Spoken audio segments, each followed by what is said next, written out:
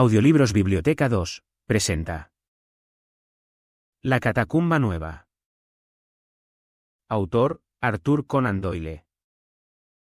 Escuche, Burger, yo quisiera que usted tuviera confianza en mí, dijo Kennedy.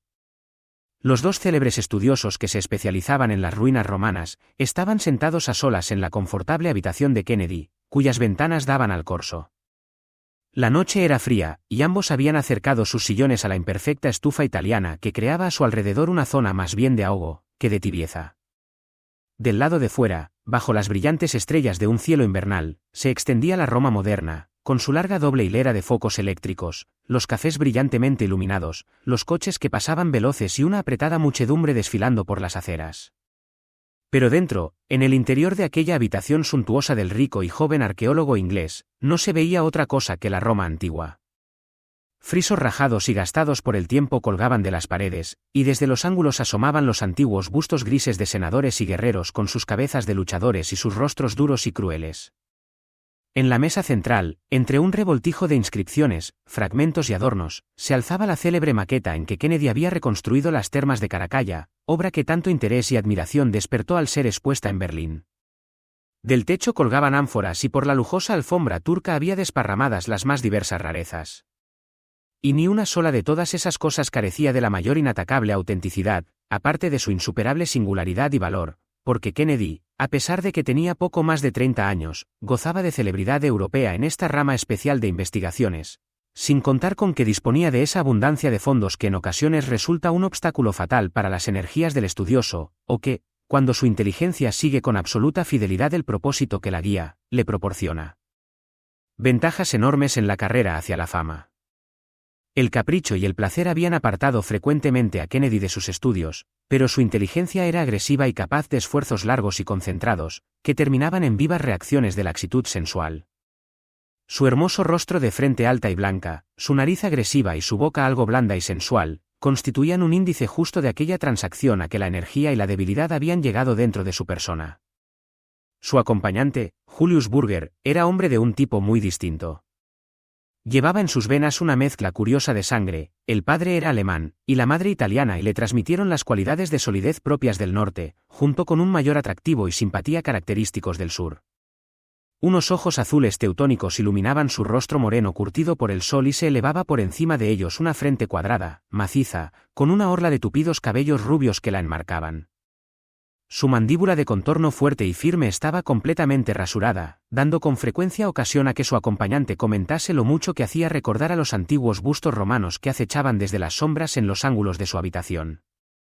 Bajo su dura energía de alemán se percibía siempre un asomo de sutileza italiana, pero su sonrisa era tan honrada, y su mirada tan franca, que todos comprendían que aquello era solo un índice de su ascendencia, sin proyección real sobre su carácter.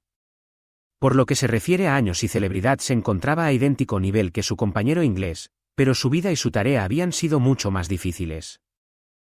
Llegado 12 años antes a Roma como estudiante pobre, vivió desde entonces de pequeñas becas que la Universidad de Bonn le otorgaba para sus estudios. Lenta, dolorosamente y con tenacidad porfiada y extraordinaria, guiado por una sola idea, había escalado peldaño a peldaño la escalera de la fama, llegando a ser miembro de la Academia de Berlín, y tenía, en la actualidad, toda clase de razones para esperar verse pronto elevado a la cátedra de la más importante de las universidades alemanas.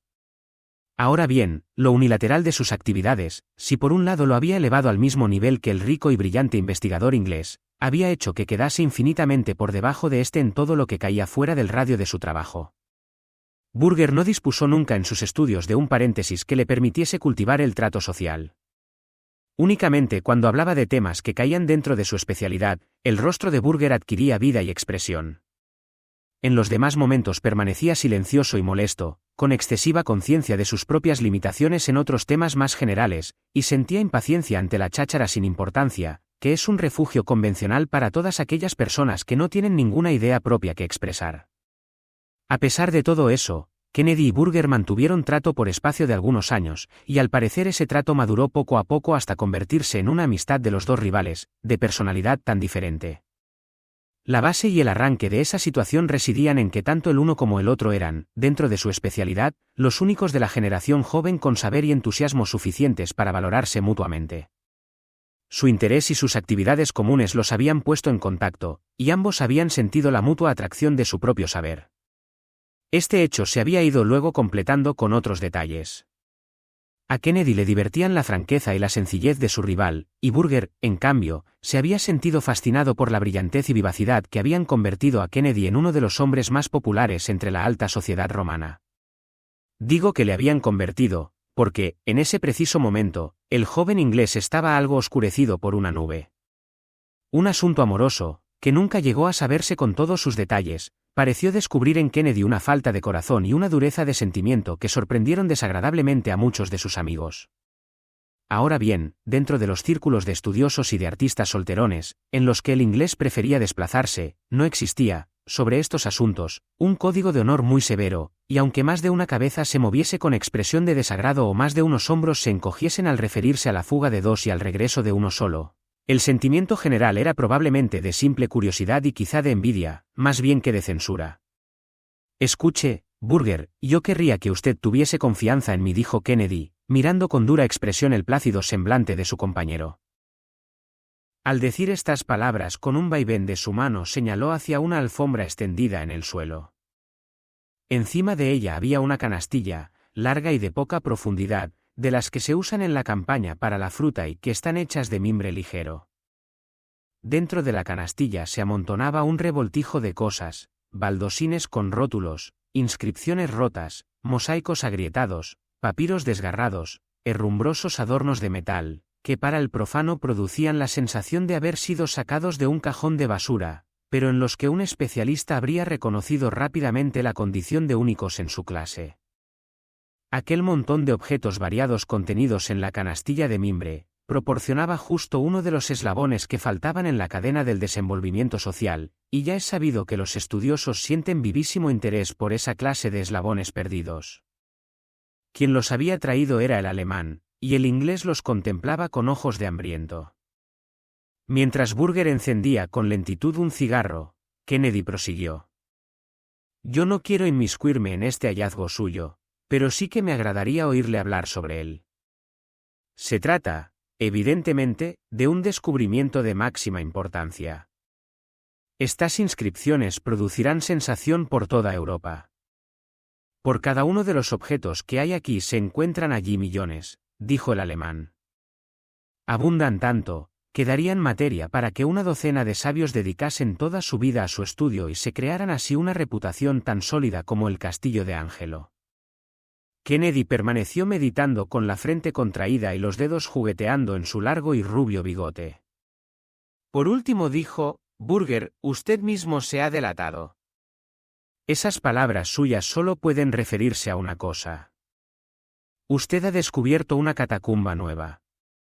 No he dudado ni por un momento de que usted llegaría a esa conclusión examinando estos objetos. Desde luego, parecían apuntar en ese sentido, pero sus últimas observaciones me dieron la certidumbre. No existe lugar, como no sea una catacumba, que pueda contener una reserva de reliquias tan enorme como la que usted describe. Así es. La cosa no tiene misterio. En efecto, he descubierto una catacumba nueva. ¿Dónde? Ese es mi secreto, querido Kennedy. Basta decir que su situación es tal, que no existe una probabilidad entre 1.000.000 de que alguien la descubra. Pertenece a una época distinta de todas las catacumbas conocidas, y estuvo reservada a los enterramientos de cristianos de elevada condición, y por eso los restos y las reliquias son completamente distintos de todo lo que se conoce hasta ahora. Si yo ignorara su saber y su energía, no vacilaría, amigo mío, en contárselo todo bajo juramento de guardar secreto. Pero tal como están las cosas, no tengo más remedio que preparar mi propio informe sobre la materia antes de exponerme a una competencia tan formidable.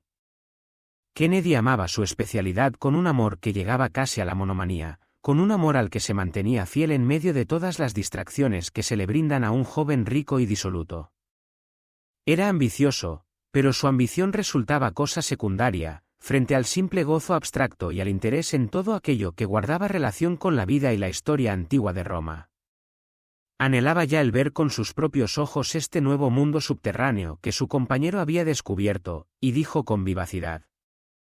Escuche, Burger, le aseguro que puede tener en mí la más absoluta confianza en este asunto. Nada será capaz de inducirme a poner por escrito cosa alguna de cuanto vean mis ojos hasta que usted me autorice de una manera explícita. Comprendo perfectamente su estado de ánimo y me parece muy natural, pero nada puede temer realmente de mí. En cambio, si usted no me explica el asunto, esté seguro de que realizaré investigaciones sistemáticas al respecto, y de que sin la menor duda, llegaré a descubrirlo. Como es natural, si tal cosa ocurriese y no estando sujeto a compromiso alguno con usted, haría de mi descubrimiento el uso que bien me pareciera. Burger contemplaba reflexivo y sonriente su cigarro y le contestó. Amigo Kennedy, he podido comprobar que cuando me hacen falta datos sobre algún problema, no siempre se muestra usted dispuesto a proporcionármelos. Cuando me ha planteado alguna pregunta a la que yo no haya contestado. Recuerde, por ejemplo, cómo le proporcioné los materiales para su monografía referente al Templo de las Vestales. Bien, pero se trataba de un tema de poca importancia. No estoy seguro de que usted me contestase si yo le hiciera alguna pregunta sobre asuntos íntimos. Esta catacumba nueva es para mí un asunto de la máxima intimidad, y a cambio tengo yo derecho a esperar que usted me dé alguna prueba de confianza. El inglés contestó, no veo a dónde va usted a parar, pero si lo que quiere dar a entender es que responderá a mis preguntas relativas a la catacumba, si yo contesto a cualquiera de las suyas, puedo asegurarle que así lo haré. Burger se recostó cómodamente en su sofá, y lanzó al aire un árbol de humo azul de su cigarro. Luego dijo, pues bien, dígame todo lo que hubo en sus relaciones con Miss Mary Saunderson. Kennedy se puso de pie de un salto y clavó una mirada de irritación en su impasible acompañante. Luego exclamó. ¿A dónde diablos va usted a parar? ¿Qué clase de pregunta es esa? Si usted ha pretendido hacer una broma, de verdad que jamás se le ha ocurrido otra peor. Pues no, no lo dije por bromear, contestó Burger con inocencia. La verdad es que tengo interés por conocer el asunto en detalle. Yo estoy en la más absoluta ignorancia en todo cuanto se refiere al mundo y a las mujeres, a la vida social y a todas esas cosas, y por eso un episodio de esa clase ejerce sobre mí la fascinación de lo desconocido. ¿Lo conozco a usted? La conocía de vista a ella. Llegué incluso en una o dos ocasiones a conversar con esa señorita. Pues bien, me agradaría muchísimo oír de sus propios labios y con toda exactitud, cuánto ocurrió entre ustedes. No le diré una sola palabra. Perfectamente. Fue solo un capricho mío para ver si usted era capaz de descubrir un secreto con la misma facilidad con que esperaba que yo le descubriese el de la catacumba nueva. Yo no esperaba que usted revelase el suyo, y no debe esperar que yo revele el mío. Bueno, el reloj de San Juan está dando las 10. Es ya hora de que me retire a mi casa. No, Burger. Espere un poco, exclamó Kennedy. Es verdaderamente un capricho ridículo suyo el querer saber detalles de un lío amoroso que acabó hace ya meses. Ya sabe que al hombre que besa a una mujer y lo cuenta, lo consideramos como el mayor de los cobardes y de los villanos. Desde luego, dijo el alemán, recogiendo su canastilla de antigüedades, y lo es cuando se refiere a alguna muchacha de la que nadie sabe nada. Pero bien sabe usted que el caso del que hablamos fue la comidilla de Roma, y que con aclararlo no perjudica en nada a Miss Mary Saunderson. De todos modos, yo respeto sus escrúpulos. Buenas noches. Espere un momento, Burger, dijo Kennedy, apoyando su mano en el brazo del otro. Tengo un interés vivísimo en el asunto de esa catacumba y no renuncio así como así. ¿Por qué no me pregunta sobre alguna otra cosa? Sobre algo que no resulte tan fuera de lugar. No, no. Usted se ha negado, y no hay más que hablar, contestó Burger con la canastilla bajo el brazo. Tiene usted mucha razón en no contestar, y yo también la tengo. Buenas noches, pues, otra vez, amigo Kennedy. El inglés vio cómo Burger cruzaba la habitación, pero hasta que el alemán no tuvo la mano en el picaporte no le gritó, con el acento de quien se decide de pronto a sacar el mejor partido de algo que no puede evitar. No siga adelante, querido amigo. Creo que eso que hace es una ridiculez, pero, puesto que es usted así, veo que no tendré más remedio que pasar por su exigencia. Me repugna hablar acerca de ninguna muchacha, pero, como usted bien dice, el asunto ha corrido por toda Roma, y no creo que usted encuentre novedad alguna de cuanto yo pueda contarle. ¿Qué es lo que quería saber? El alemán volvió a aproximarse a la estufa, y dejando en el suelo la canastilla, se arrellanó nuevamente en su sofá, diciendo, ¿puedo servirme otro cigarro? Muchas gracias. Nunca fumo mientras me dedico al trabajo, pero saboreo mucho más una charla si saboreo al mismo tiempo un cigarro. A propósito de esa señorita con la que tuvo su pequeña aventura, ¿qué diablos ha sido de ella? Está en Inglaterra, con su familia. Vaya. De modo que en Inglaterra y con su familia. Sí. ¿En qué parte de Inglaterra? En Londres, quizá. No, en Twickenham. Mi querido Kennedy, tendrá que saber disculpar mi curiosidad, y atribúyala a mi ignorancia del mundo. Desde luego que resulta asunto sencillo el convencer a una señorita joven de que se fugue con uno durante 3 semanas y entregarla luego a sus familiares de, como dijo que se llama la población. Twickenham. Eso es, Twickenham. Pero es algo que se sale tan por completo de todo lo que yo he hecho, que no consigo imaginarme siquiera cómo se las arregló usted. Por ejemplo, si hubiese estado enamorado de esa joven, es imposible que ese amor desapareciese en 3 semanas, de modo que me imagino que nunca la amó. Pero si no la amaba, ¿para qué levantó usted semejante escándalo, que ha redundado en su propio daño y que ha arruinado la vida de ella? Kennedy contempló malhumorado el rojo de la estufa y dijo, desde luego que hay lógica en esa manera de encarar el problema. La palabra amor es de mucha envergadura y corresponde a muchísimos matices distintos del sentimiento. La muchacha me gustó. Ya sabe todo lo encantadora que podía parecer, puesto que la conoció y le habló. La verdad es que, volviendo la vista hacia el pasado, estoy dispuesto a reconocer que nunca sentí por ella un verdadero amor. Pues entonces, mi querido Kennedy, ¿por qué lo hizo? Por lo mucho que la cosa tenía de aventura. ¿Cómo? ¿Tanta afición tiene usted a las aventuras? ¿Qué es lo que quita monotonía a la vida sino ellas? Si empecé a galantearla fue por puro afán de aventura. Hubo tiempos en que perseguí mucha caza mayor, pero le aseguro que no hay caza como la de una mujer bella. En este caso estaba también la pimienta de la dificultad, porque, como era la acompañante de Lady Emily Road, resultaba casi imposible entrevistarse con ella a solas. Y para colmo de obstáculos que daban atractivo a la empresa, ella misma me dijo a la primera de cambio que estaba comprometida. Mengot. ¿Con quién? No dio el nombre. Yo no creo que nadie esté enterado de ese detalle. De modo que fue eso lo que dio mayor fascinación a la aventura.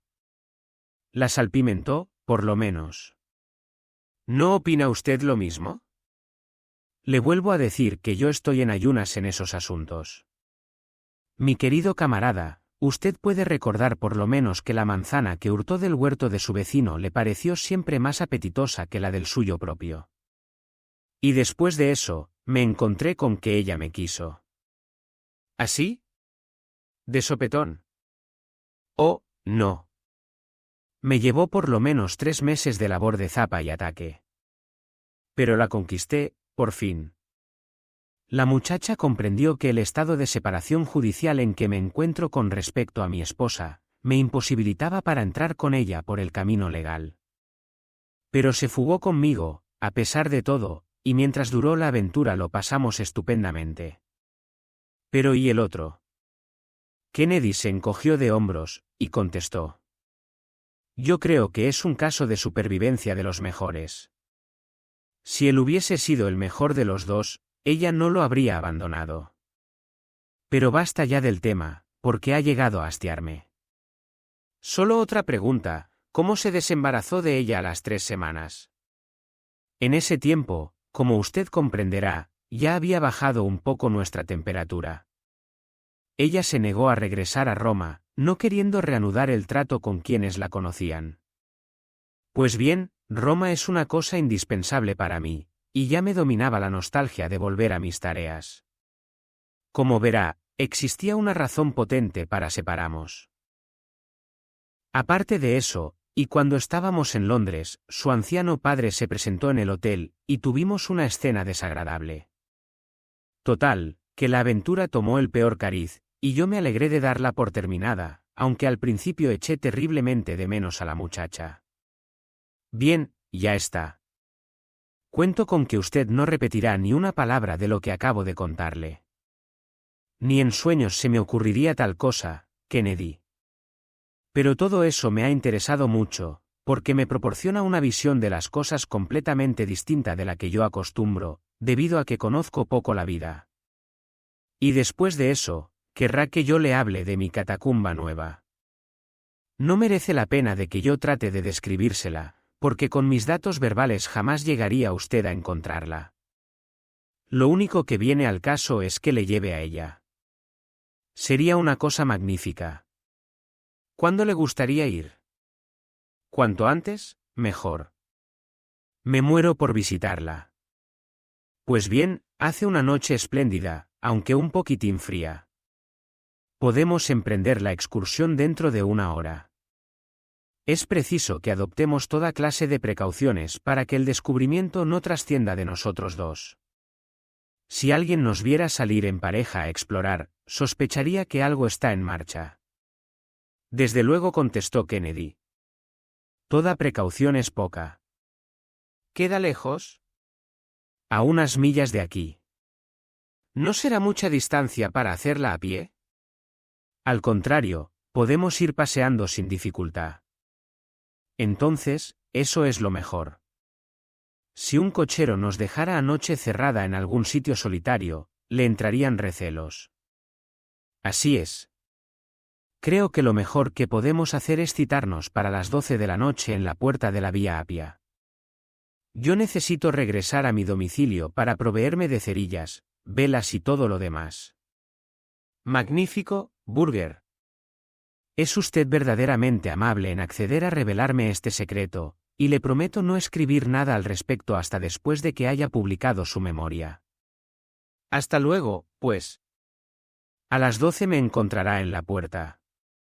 Cuando Burger, embozado en un capote de estilo italiano y con una linterna colgando de su mano derecha, llegó al lugar de la cita, vibraban por la fría y clara atmósfera de la noche, las notas musicales de las campanas de aquella ciudad de los 1000 relojes. Kennedy salió de la oscuridad y se le acercó. El alemán le dijo riendo: «Es usted tan apasionado para el trabajo como para el amor». Tiene razón, porque llevo esperándolo casi media hora. Espero que no habrá dejado ninguna clave que permita a otros suponer a qué lugar nos dirigimos. No soy tan estúpido como para eso.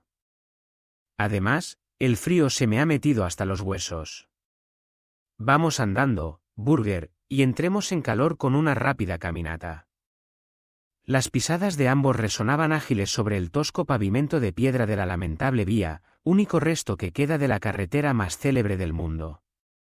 No tuvieron mayores encuentros que el de un par de campesinos que marchaban de la taberna a su casa, y algunos carros de otros que llevaban sus productos al mercado de Roma. Avanzaron, pues, con rapidez por entre las tumbas colosales que asomaban de entre la oscuridad a uno y otro lado. Cuando llegaron a las catacumbas de San Calisto y vieron alzarse frente a ellos, sobre el telón de fondo de la luna naciente, el gran bastión circular de Cecilia Metella, se detuvo Burger, llevándose la mano a un costado. Sus piernas son más largas que las mías y está más acostumbrado a caminar, dijo riéndose. Me parece que el sitio en que tenemos que desviarnos queda por aquí. Sí, en efecto, hay que doblar la esquina de esa trattoria. El sendero que sigue es muy estrecho, de manera que quizás sea preferible que yo marche adelante. Había encendido su linterna. Alumbrados por su luz pudieron seguir por una huella angosta y tortuosa que serpenteaba por las tierras pantanosas de la campaña. El enorme acueducto de Roma se alargaba igual que un gusano monstruoso por el claro de luna, y su camino pasaba por debajo de uno de los descomunales arcos, dejando a un lado la circunferencia del muro de ladrillos en ruinas de un viejo anfiteatro. Burger se detuvo, al fin, junto a un solitario establo de madera, y sacó de su bolsillo una llave. Kennedy, al verlo, exclamó: «No es posible que su catacumba esté dentro de una casa». «La entrada sí que lo está. Eso es precisamente lo que evita el peligro de que nadie la descubra». «¿Está enterado el propietario?» «Ni mucho menos. Él fue quien hizo un par de hallazgos por los que yo deduje, casi con seguridad, que la casa estaba construida sobre la entrada de una catacumba. En vista de eso, se la alquilé y realicé yo mismo las excavaciones. Entre usted, y cierre luego la puerta». Era una construcción larga y vacía, con los pesebres de las vacas a lo largo de una de las paredes. Burger depositó su linterna en el suelo y la tapó con su gabán, salvo en un solo sentido, diciendo: «Podría llamar la atención, si alguien viese luz en un lugar abandonado como este. Ayúdeme a levantar esta plataforma de tablas». Entre el suelo y las tablas había, en el ángulo, algo de holgura, y los dos sabios fueron levantándolas una a una y colocándolas de pie, apoyadas en la pared.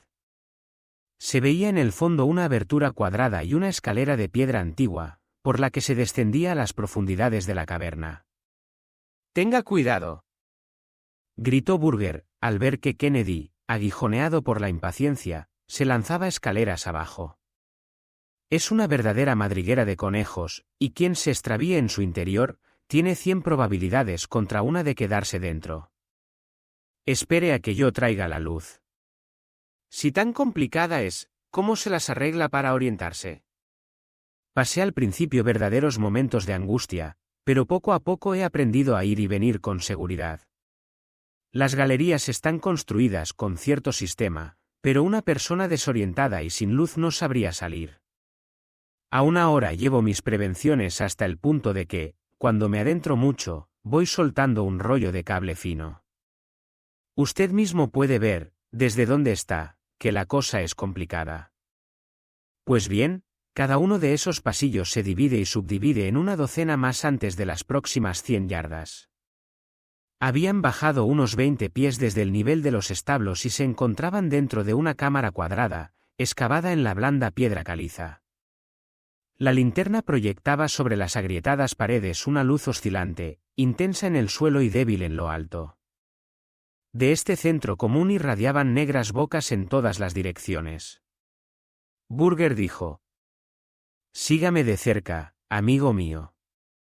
No se entretenga mirando nada de lo que se ofrece en nuestro camino, porque en el sitio al que lo conduzco encontrará todo lo que por aquí pueda ver y otras muchas cosas. Ahorraremos tiempo marchando hasta allí directamente». Avanzó Burger con resolución por uno de los pasillos, y detrás de él Kennedy, pisándole los talones. De trecho en trecho, el pasillo se bifurcaba, pero era evidente que Burger seguía algún propio sistema suyo de señales secretas, porque nunca se detenía ni dudaba. Por todas partes, a lo largo de las paredes, los cristianos de la antigua Roma yacían en huecos que recordaban las literas de un buque de emigrantes. La amarilla luz se proyectaba vacilante sobre los arrugados rasgos faciales de las momias, resbalando sobre las redondeces de los cráneos y de las canillas, largas y blancas, de los brazos cruzados sobre los descarnados pechos. Kennedy miraba con ojos ansiosos, sin dejar de avanzar, las inscripciones, los vasos funerarios, las pinturas, las ropas y los utensilios que seguían en el mismo sitio en que los colocaron manos piadosas muchos siglos antes. Comprendió con toda claridad, solo con esos ojeadas que lanzaba al pasar, que aquella catacumba era la más antigua y la mejor, y que encerraba una cantidad de restos romanos superior a todo lo que hasta entonces se había podido ofrecer en un mismo lugar a la observación en los investigadores. ¿Qué ocurriría si se apagara la luz?, preguntó, mientras avanzaba apresuradamente. Tengo de reserva en el bolsillo una vela y una caja de cerillas. A propósito, Kennedy, ¿tiene usted cerillas? No, sería bueno que usted me diese algunas. No es necesario, porque no hay ninguna posibilidad de que nos separemos el uno del otro. ¿Vamos a penetrar muy adentro? Creo que llevamos ya avanzado por lo menos un cuarto de milla. Yo creo que más. La verdad es que el espacio que ocupan las tumbas no tiene límites o, por lo menos, yo no he encontrado todavía el final. Este sitio en que ahora entramos es muy complicado, de modo que voy a emplear nuestro rollo de cuerda fina. Ató una extremidad de la soga a una piedra saliente y puso el rollo en el pecho de su chaqueta, dando cuerda a medida que avanzaban. Kennedy comprendió el requerimiento, porque los pasillos eran cada vez más complicados y tortuosos, formando una perfecta red de galerías cortadas entre sí. Desembocaron, por fin, en un amplio salón circular en el que se veía un pedestal cuadrado de toba, recubierta en la parte superior con una losa de mármol. Burger hizo balancear su linterna sobre la superficie marmórea, y Kennedy exclamó como en un éxtasis. ¡Por Júpiter! Este es un altar cristiano. Probablemente el más antiguo de cuantos existen. He aquí, grabada en un ángulo, la crucecita de la consagración. Este salón circular sirvió sin duda de iglesia. Exactamente, dijo Burger. Si yo dispusiera de más tiempo, me gustaría enseñarle todos los cuerpos enterrados en los nichos de estas paredes, porque son de los primeros papas y obispos de la iglesia, y fueron enterrados con sus mitras, báculos y todas sus insignias canónicas. Acérquese a mirar ese que hay allí. Kennedy cruzó el salón y se quedó contemplando la fantasmal cabeza, que quedaba muy holgada dentro de la mitra hecha jirones y comida por la polilla. Esto es interesantísimo, exclamó, y pareció que su voz resonaba con fuerza en la concavidad de la bóveda. En lo que a mí concierne, es algo único. Acérquese con la linterna, Burger, porque quiero examinar todos estos nichos. Pero el alemán se había alejado hasta el lado contrario de aquel salón, y estaba de pie en el centro de un círculo de luz. ¿Sabe usted la cantidad de vueltas y más vueltas equivocadas que hay desde aquí hasta las escaleras? Preguntó. Son más de 2000. Sin duda, los cristianos recurrieron a ese sistema como medio de protección. Hay 2000 probabilidades contra una de que, incluso disponiendo de una luz, consiga una persona salir de aquí, pero si tuviese que hacerlo moviéndose entre tinieblas, le resultaría muchísimo más difícil. Así lo creo también. Además, estas tinieblas son cosa de espanto. En una ocasión quise hacer un experimento para comprobarlo. Vamos a repetirlo ahora. Burger se inclinó hacia la linterna, y un instante después Kennedy sintió como que una mano invisible le oprimía con gran fuerza los dos ojos. Hasta entonces no había sabido lo que era oscuridad. Esta de ahora parecía oprimirlo y aplastarlo. Era un obstáculo sólido, cuyo contacto evitaba el avance del cuerpo. Kennedy alargó las manos como para empujar lejos de él las tinieblas, y dijo: «Basta ya, Burger. Encienda otra vez la luz». Pero su compañero rompió a reír, y dentro de aquella habitación circular, la risa parecía proceder de todas partes al mismo tiempo. El alemán dijo después: «Amigo Kennedy, parece que se siente usted inquieto». «Venga ya, hombre, encienda la luz», exclamó Kennedy con impaciencia. «Es una cosa extraña, Kennedy, pero yo sería incapaz de decir en qué dirección se encuentra usted guiándome por la voz. ¿Podría usted decir dónde me encuentro yo?» «No, porque parece estar en todas partes. Si no fuese por esta cuerdecita que tengo en mi mano, yo no tendría la menor idea del camino que debo seguir». «Lo supongo. Encienda una luz, hombre, y dejémonos ya de tonterías». «Pues bien, Kennedy, tengo entendido que hay dos cosas a las que es usted muy aficionado. Una de ellas es la aventura, y la otra, el que tenga obstáculos que vencer. En este caso, la aventura ha de consistir en que usted se las arregle para salir de esta catacumba. El obstáculo consistirá en las tinieblas y en los 2000 ángulos equivocados que hacen difícil esa empresa. Pero no necesita darse prisa, porque dispone de tiempo en abundancia. Cuando haga un alto de cuando en cuando para descansar, me agradaría que usted se acordase precisamente de Miss Mary Saunderson, y que reflexionara en si se portó usted con ella con toda decencia. ¿A dónde va usted a parar con eso, maldito demonio?, bramó Kennedy.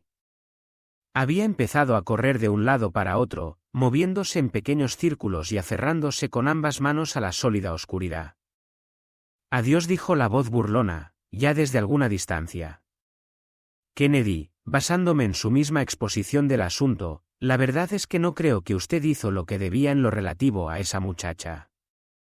Sin embargo, hay un pequeño detalle que usted, por lo visto, no conoce, y que yo estoy en condiciones de proporcionárselo.